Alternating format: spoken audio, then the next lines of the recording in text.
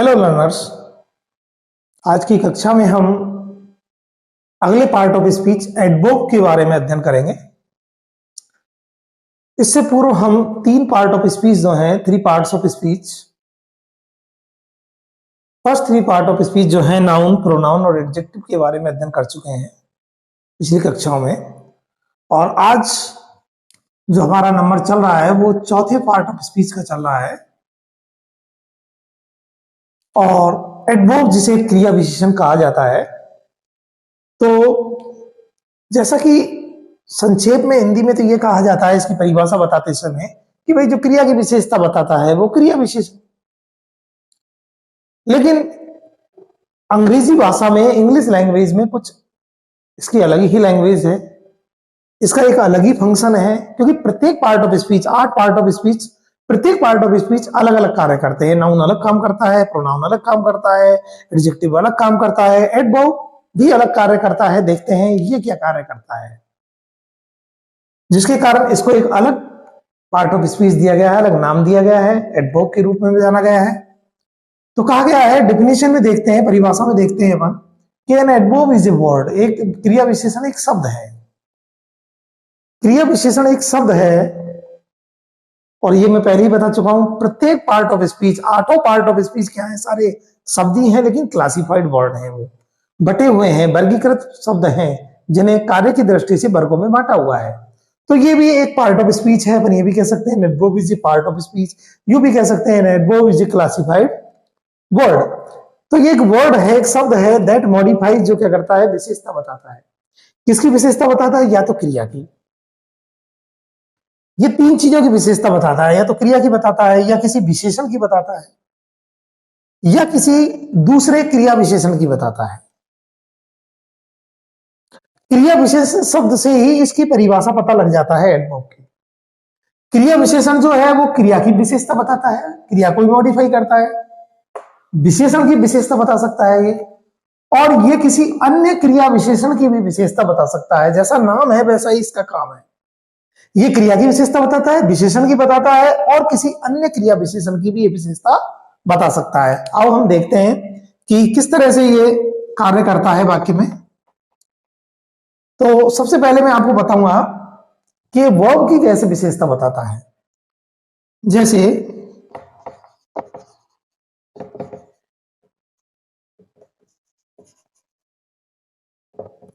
I beat him badly, मैंने उसे बहुत जोर से मारा, बुरी तरीके से मारा, बैडली बुरी तरीके से। बैड में एल बाई लगाकर, विशेषण था बैड, उसमें एल बाई लगाकर भी एडवर्ब बनाए जाते हैं। वर्ड फॉर्मेशन में हमें सीखने के लिए मिलता है, जहां शब्दों की रचना होती है, कि एल बाई लगाकर भी किसी विशेषण से क्रिया विशेषण बनाया जा सकता है। ये एक एडवर्ब है। हम लेकिन वाक्य में देखेंगे कि ये एडवर्ब ही है क्या, और यदि एडवर्ब है तो ये कौन सा काम कर रहा है, विशेषण की विशेषता बता रहा है, या किसी वर्ब की बता रहा है, या किसी अन्य क्रिया विशेषण की बता रहा है। तो मैंने उसे बुरी तरीके से पीटा, तो क्या ये काम जो बैडली जो शब्द है वो आई के लिए आया है? यदि आई के लिए आया होता तो इसका अर्थ होता बुरी तरीके से मैं, हिम के लिए होता, ये मॉडिफाई करता हिम को, तो इसका अर्थ होता बुरी तरीके से उसे। एक्चुअल में बैडली शब्द जो है वो बीट के लिए आया है। यहां पर जो बताया गया है वो ये बताया गया है कि पीटा, कैसे पीटा? बुरी तरीके से। पिछले ध्यान हो तो आपको क्लास में मैंने एडजेक्टिव के बारे में भी बताया था कि यदि किसी विशेषण को जानना है आपको तो संज्ञा और सर्वनाम से ही पूछ लीजिए, कैसा, कैसी, कैसे। यदि आपने पूछा कैसी लड़की, जवाब आया ब्यूटीफुल, सुंदर, तो ये एक विशेषण है ब्यूटीफुल। कैसा लड़का था? नाइस, नाइस जो है वो एक एडजेक्टिव है।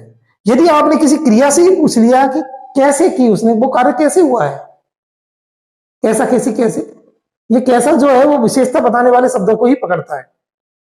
अर्थात पृथ्वी उत्तर में या तो विशेषण को लाएगा या क्रिया विशेषण से, क्रिया विशेषण को लाएगा। यदि आपने संज्ञा सर्वनाम से पूछा है तो जवाब जो आएगा वो अपने आप ही ये उसको लेकर आएगा, आपको विशेषण को सामने लाकर प्रस्तुत कर देगा।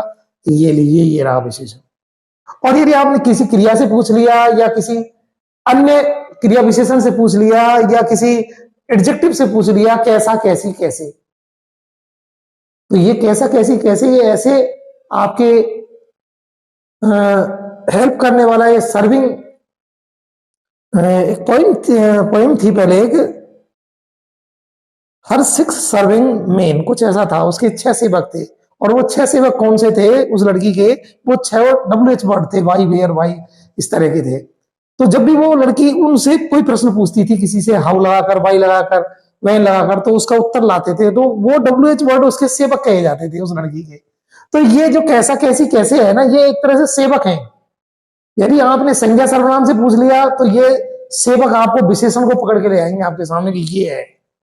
और यदि आपने किसी क्रिया से या किसी विशेषण से या किसी दूसरे क्रिया विशेषण से ये पूछ लिया कि कैसा या कैसी या कैसे, तो जवाब जो आएगा वो एडवर्ब निकल के आएगा। जैसे पीटा, कैसे पीटा, बुरी तरीके से, अपने आप ही आ गया।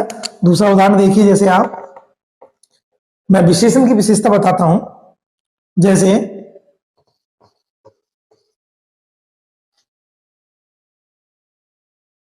सीसा ए वेरी गुड मैन।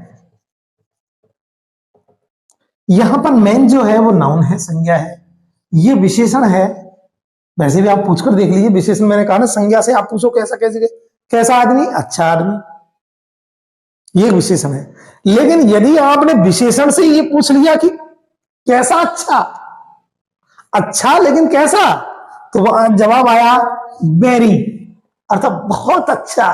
तो आपने जब गुड से विशेषण से ये पूछा कैसा कैसी कैसे, अच्छा कैसा अच्छा, तो जवाब आया वेरी। तो ये एक एडवर्ब है जो इसके लिए नहीं आया है, बल्कि एडवर्ब किसके लिए आया है, गुड के लिए आया है।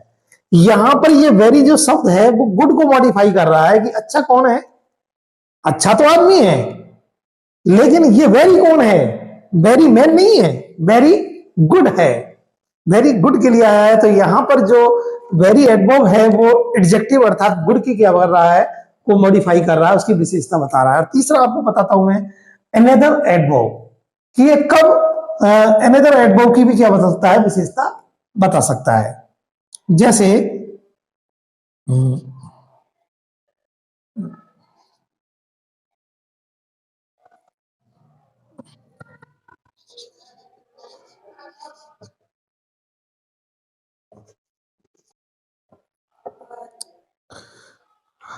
I did it very well,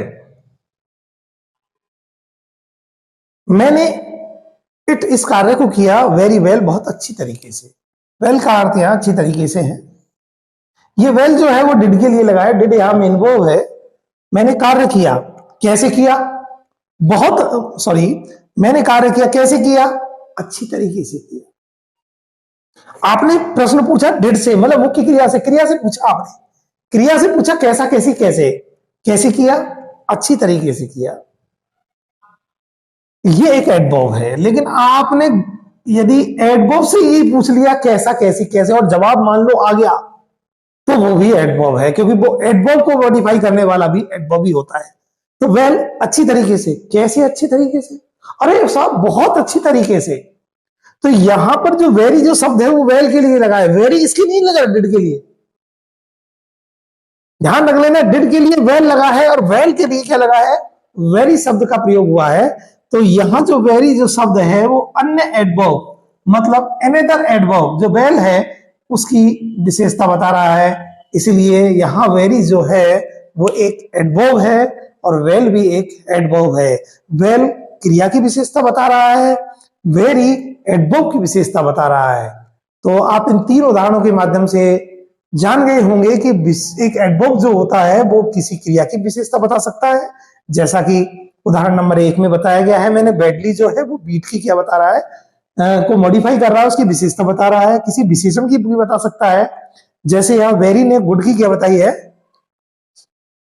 विशेषता बताई है। और तीसरे उदाहरण में आपने देखा वेल जो है वो डिड के लिए आया था और यहाँ वेल एडवर्ब था और एडवर्ब की भी विशेषता का बताने का काम वेरी ने किया है। तो वेरी जो है वो अनदर एडवर्ब अर्थात वेल की क्या बता रहा है, विशेषता बता रहा है। तो हम संक्षिप्त में हम ये कह सकते हैं कि एडवर्ब जो है वो किसी क्रिया या किसी विशेषण या किसी क्रिया विशेषण की क्या बताता है, विशेषता बताने का कार्य करता है। आगे एडवर्ब्स के प्रकारों के बारे में हम अगली कक्षा में अध्ययन करेंगे। बने रहिए हमारे चैनल के साथ। यदि आपको वीडियो पसंद आ रही है तो लाइक जरूर कर दें, चैनल को सब्सक्राइब भी करें और उसके सामने जो घंटी का जो बटन है उसको प्रेस कर दें। तो बेल जो घंटी के बटन को जब आप प्रेस करेंगे तो उसके अंदर 3 ऑप्शन आएंगे, उसमें आपको ऑल को भी प्रेस करना है। और यदि आपकी कोई क्वेरी हो तो आप कमेंट बॉक्स में उसे लिखें। कोई भी जो समस्या हो या कोई बात समझ में नहीं आई हो या कोई परेशानी हो किसी भी ग्रामर से चैप्टर से संबंधित, तो आप कमेंट बॉक्स में लिखिए, मैं समय मिलते ही उसका जरूर जवाब दूंगा।